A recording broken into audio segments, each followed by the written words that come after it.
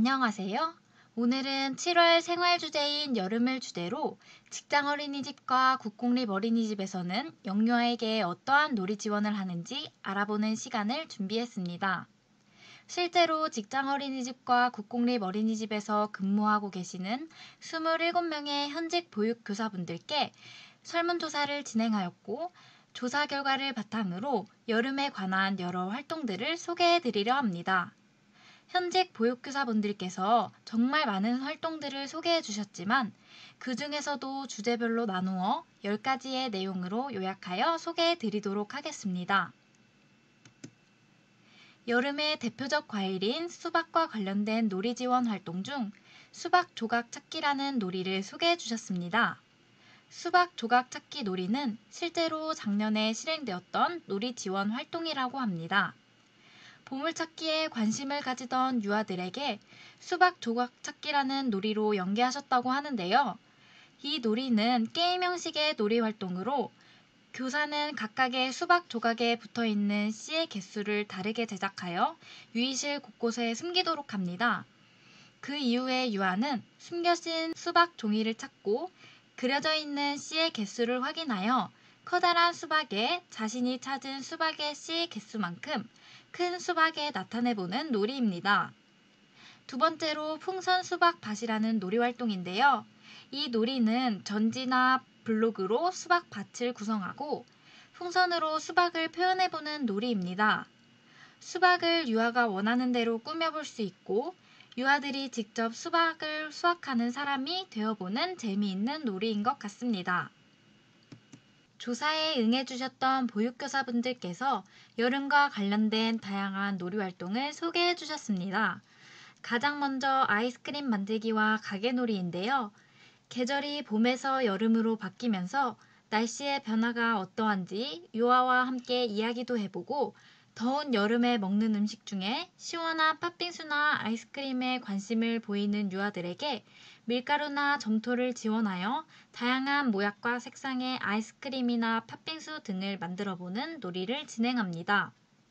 이 활동과 연계하여 아이스크림 가게놀이나 역할놀이로 확장할 수 있습니다.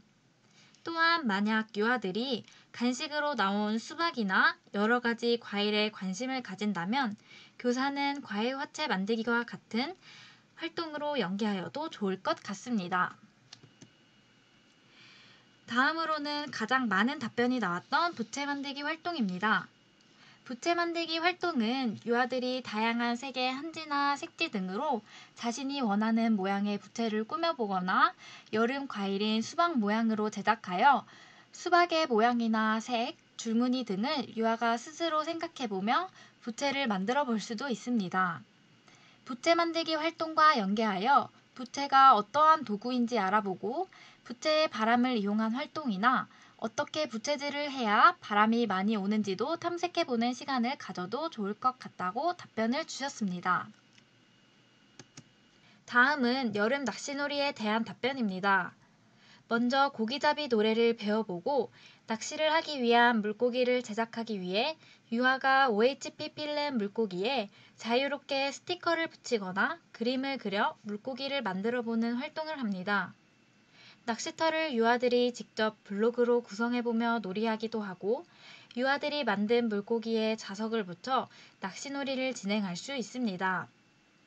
영화의 경우에는 미니 수영장에서 다양한 색의 물고기 놀잇감을 뜰채나 손으로 건져보는 놀이를 진행할 수 있다는 답변이 나왔습니다. 영화의 놀이가 단순히 역할 영역으로 한정되지 않고 미술, 쌓기 영역 등 다양한 영역으로 연계 및 확장될 수 있도록 도움을 주는 것이 필요할 것 같습니다. 다음은 여름철에 자주 볼 수 있는 얼음과 관련된 활동의 답변입니다. 먼저 얼음 탐색하기 활동입니다. 유아들과 함께 얼음을 담아보기도 하고 얼음을 만져보기도 하며 얼음을 탐색해 볼 수 있습니다. 얼음에 물을 부어 어떠한 변화가 있는지 관찰해 보기도 하고 떠있는 얼음을 뜰채로 건져보기도 하며 유아들이 물체의 변화에 관심을 가지고 놀이할 수 있습니다. 영화의 경우에도 얼음을 관찰해 보기도 하고 직접 만져보며 얼음을 촉각으로 느껴보면서 과학적 탐구 능력을 증진시켜 줄 수 있는 놀이 활동입니다.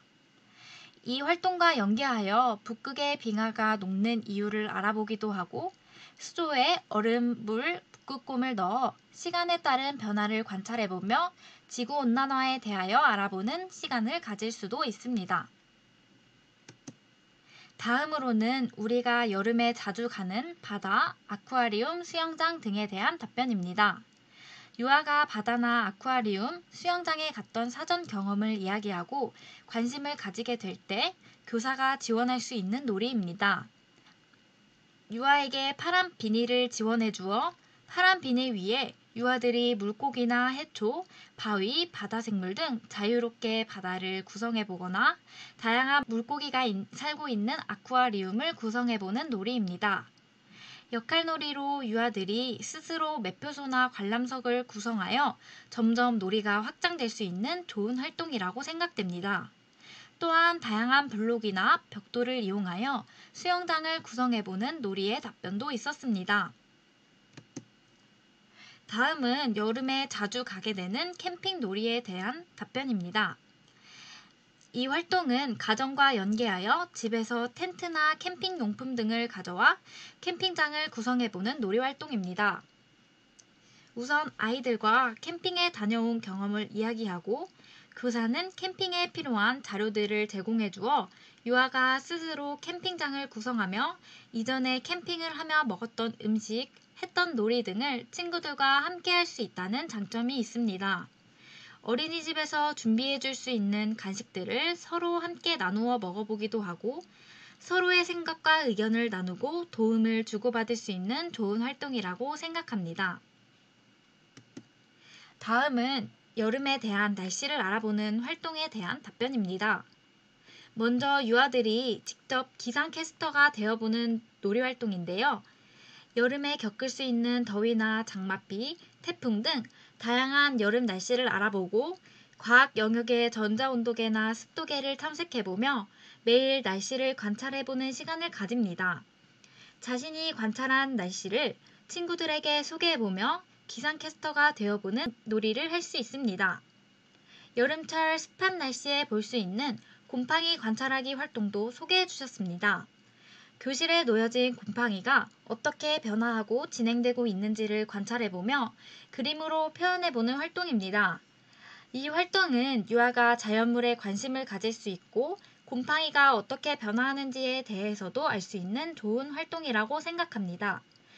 곰팡이 관찰하기 활동을 할 때에는 곰팡이를 손으로 만지지 않고 눈으로만 관찰할 수 있도록 유의해야 한다고 답변을 주셨습니다. 다음은 비를 주제로 한 활동들의 답변입니다. 비와 관련된 동화로 아기 물방울의 모험, 빗방울의 여행 동화를 들려주고 동화와 연계하여 물의 순환 과정과 비의 원리를 알아보는 활동을 소개해 주셨습니다. 물의 순환 과정으로 주사위 게임도 구성하여 놀이한다면 유아들의 참여도와 흥미도를 높일 수 있을 것 같습니다. 또한 빗물이 고여 만들어진 웅덩이를 보고 미니 풀장이나 놀이 매트에서 물을 고이게 하는 여러 방법들을 탐색해보며 웅덩이 건너는 게임을 해보는 놀이 활동도 소개해 주셨습니다. 실내에서 하는 활동 이외에도 실제로 비가 오는 날 산책을 해보며 비 오는 소리를 들어보고 냄새도 맡아보며 해가 뜬 날과 비교해보는 활동을 할 수 있습니다. 이외에도 비와 관련된 음악 빗방울 전조곡에 맞추어 스카프를 흔들거나 위로 던져보는 놀이, 여러 가지 크기로 다른 색빨대를 미니 우산에 뿌려보며 움직임이나 소리를 탐색해보는 놀이 활동도 소개해 주셨습니다. 마지막으로 물 그림과 하천에는 누가 사나요? 놀이 활동 답변입니다. 먼저 물 그림 그리기 놀이입니다. 교사는 실외 산책을 하며 흙이 있는 곳에서 다양한 크기의 붓과 작은 양동이를 여러 개 제공하여 자료 지원을 한 후 유아가 바닥에 물로 그림을 그려보는 놀이 활동입니다.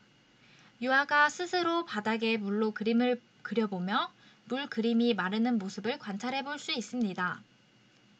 잘못 그리더라도 다시 그릴 수 있는 장점이 있으며 유아가 자유롭게 끼적이며 그림을 그릴 수 있는 좋은 활동이라고 생각됩니다. 하천에는 누가 사나요? 놀이 활동은 하천을 산책하며 하천에 살고 있는 다양한 생물들의 생김새, 움직임 등을 관찰해 볼 수 있습니다. 하천의 생물들을 유심히 관찰하여 유아들이 관찰한 내용을 기반으로 생물 백과를 만들어 보는 활동도 소개해 주셨습니다. 실외 활동을 나갈 때 활동하면 정말 좋은 활동이 될 것 같습니다.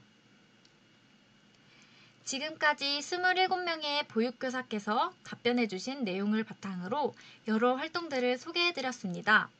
보육교사 여러분들께 많은 도움이 되셨으면 좋겠습니다. 시청해 주셔서 감사합니다.